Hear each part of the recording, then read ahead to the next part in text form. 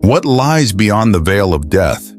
It is the fundamental mystery of life, the one certainty we all share, yet understand so little about. Death poses simple but profound dilemmas. Does everything end when we die, or do we continue in some form? Are we merely a collection of material parts, or is there something more, an eternal soul? Science, in its ability to weigh, measure, and analyze the physical body, remains silent on the spiritual aftermath of death. Many scientists assert that the soul does not exist, and that death is the definitive end.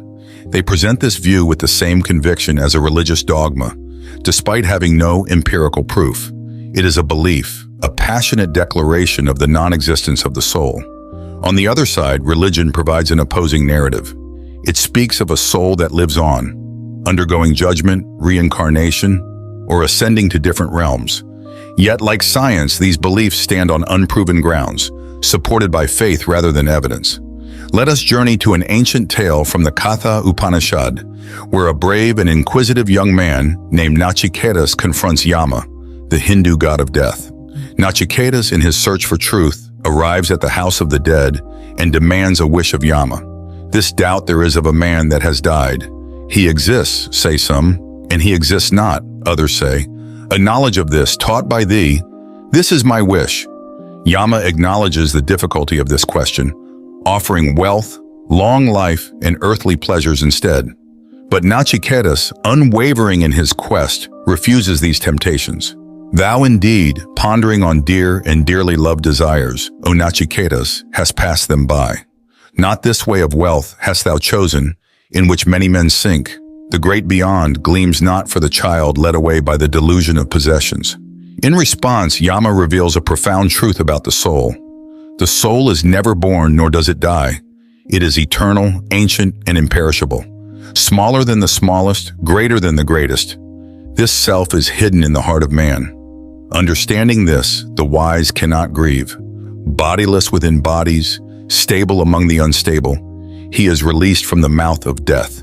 This narrative echoes a universal theme found in ancient cultures worldwide, a belief in the dualism of sky and earth, spirit and matter. Ancient civilizations, from northern Europe to Egypt, from Vedic India to the Americas, shared a common doctrine. They believed that the material world was shaped by higher spiritual forces. There is speculation about a lost civilization, one that might have developed a sophisticated science of the soul. This science, born from meticulous observations and experiments over thousands of years, aimed to answer the fundamental questions of life and death. Evidence of this ancient knowledge survives in the myths and monuments scattered across the globe. Imagine a world where myths and monuments converge, each bringing the other to life. It's as if the myths were designed to animate the stonework and geometry of ancient structures, and the monuments in turn give substance and meaning to the myths. This synergy awakens the latent faculties of understanding within us, much like a powerful piece of software unlocking the potential of a vast machine. Could it be that we have lost something precious in the night of time? A pearl of great price, a legacy of a lost civilization, a science of the soul that offers a path to understanding the mysteries of life and death. This ancient science, like all modern sciences, required physical apparatus and theoretical knowledge to work. Traces of this apparatus remain in the grand monuments and temples of antiquity, and traces of the theory endure in the powerful scriptures and myths handed down through generations. Perhaps by bringing these ancient insights into dialogue with our modern knowledge, we can recover this lost science. We might unlock new dimensions of understanding, illuminating the mystery of our existence and the nature of the soul. In this quest for knowledge, we continue to ponder. What lies beyond death? What is the destiny of the soul? And so the journey continues.